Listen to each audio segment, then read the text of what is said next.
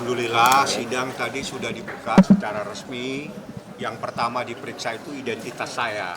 Saya dan tim lawyer, ini Usman, ini Mira, ini Gali adalah tim lawyernya Nikita Mirzani. Tadi kami diperiksa identitas kami. Saya dan teman-teman ini siapa? Anda itu siapa? Makanya kami tadi bawa berita acara sumpah. Kunci dari advokat itu adalah berita acara sumpah karena itu hanya bisa dikeluarkan oleh pengadilan tinggi di mana tempat kita berdomisili. Dari berita acara sumpah kami ditanya lagi, Anda itu tergabung di organisasi mana? Ya kan? Itu namanya kartu tanda advokat. Jadi tadi kami menyerahkan satu asli berita acara sumpah, fotokopinya sudah saya lampirkan. Yang kedua, fotokopi atau asli kartu tanda advokat. Setelah itu kuasa tadi diperiksa, diverifikasi dan dilihat apakah kuasa ini sudah terdaftar resmi atau tidak di Kepanitraan Pengadilan Negeri Jakarta Selatan. Alhamdulillah secara administrasi saya telah memenuhi syarat sehingga sidang diteruskan dengan memeriksa identitas daripada tergugat 1 dan tergugat 2 seperti itu. Tadi karena ada 3 pihak yang belum hadir, maka sesuai dengan peraturan mereka harus dipanggil lagi secara patut, diberi waktu 2 minggu untuk memanggil kembali. Seperti itu. 3 pihak saja turut tergugat 1, 2, dan 3 itu siapa aja Bang? Turut tergugat 1, 2, dan 3, yang satu adalah kepolisian, yang kedua adalah kejaksaan, yang ketiga adalah PT Bumi Wasesa yang ada di BSD. Sidang ditunda sampai kapan Bang? 2 minggu lagi dari tanggal hari ini. Tanggal berapa tuh Bang? Tanggal 11. 11 Juni ya? Ya. Jadi seperti itu, ya kita ikuti lagi prosesnya. Yang penting supaya teman-teman paham semua kenapa nih kita mengajukan gugatan ini kita meminta perlindungan kepada Yang Mulia Pengadilan, meminta perlindungan kepada Yang Mulia Kepolisian, meminta perlindungan kepada Yang Mulia Jaksa Agung. Ini loh saya ada masalah seperti ini yang menurut saya ini bukan persoalan pidana. Ini menurut saya adalah persoalan adanya ingkar janji, adanya sebuah kesepakatan secara lisan dan seterusnya. Itulah yang saat ini kita uji dan kita meminta perlindungan. Sekali lagi ini kita meminta perlindungan kepada kepolisian dan meminta perlindungan kepada Jaksa Agung supaya bisa memberikan perlindungan secara hukum kepada Nikita Mirzani, seperti itu. Bang minta tanggapannya Bang bahwa pihak tergugat mengatakan bahwa gugatan Abang Perdata ini adalah modus untuk menghentikan pidana Bang. Saya tidak menanggapi, tanya sama yang bersangkutan. Yang jelas secara hukum gugatan itu dibenarkan dan di dalam KUH Perdata ada yang namanya gugatan wan prestasi dan ada yang namanya gugatan perbuatan melawan hukum.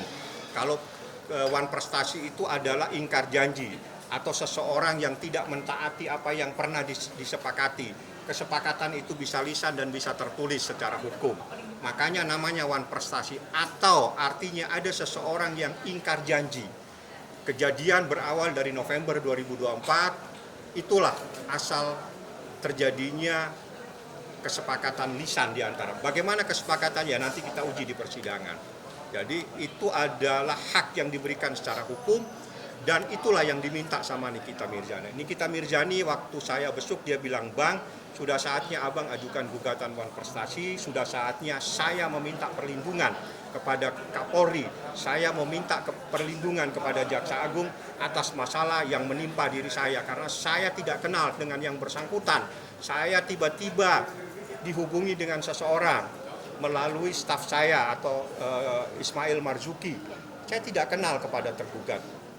Itulah persoalannya, makanya Nikita Abang ajukan gugatan wan prestasi, saya meminta perlindungan Bang sama Kapolri, saya ingin meminta perlindungan Bang kepada Jaksa Agung. Sehingga itulah mereka karena ada bagian dari persoalan pidana, mereka kita jadikan turut tergugat supaya bisa memberikan perlindungan kepada Nikita Mirzani dalam perkara yang ada di kasus pidananya. Seperti kontrak perjanjian itu tertulis atau lisan? Lisan. Lisan. Lisan. Itu menguatkan untuk bukti Bang? Lisan, jadi di KUH Perdata itu tidak tertulis ada lisan, yang penting memenuhi syarat.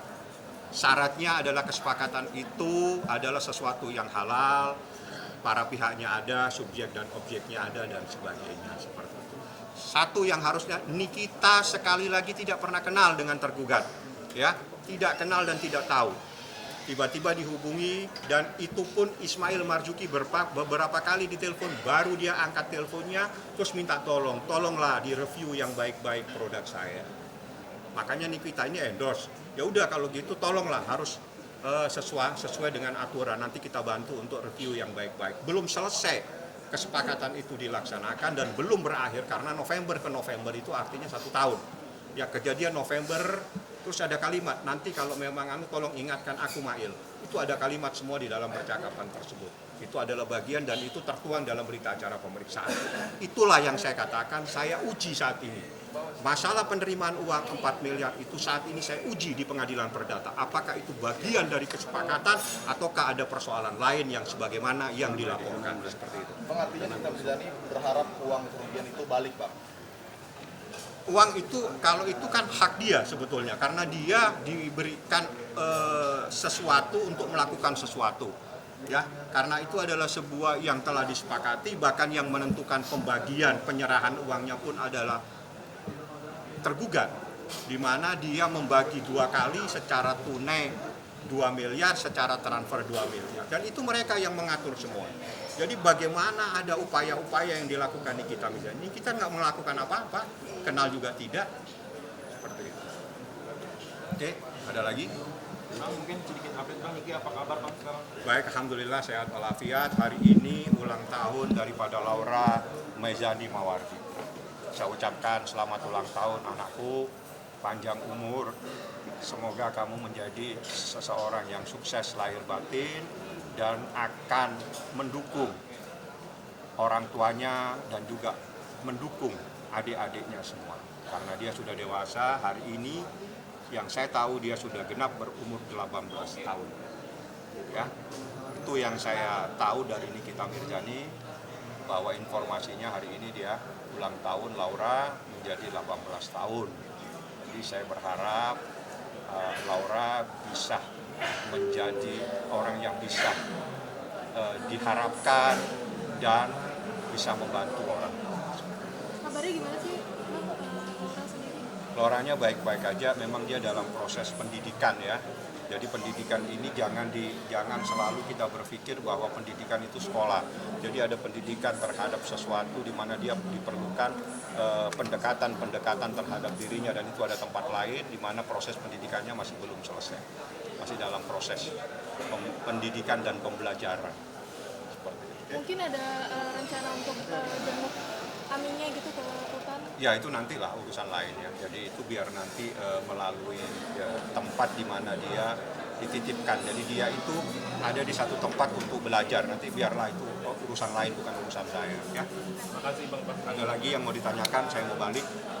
Oke ya. Yuk. Assalamualaikum warahmatullahi wabarakatuh.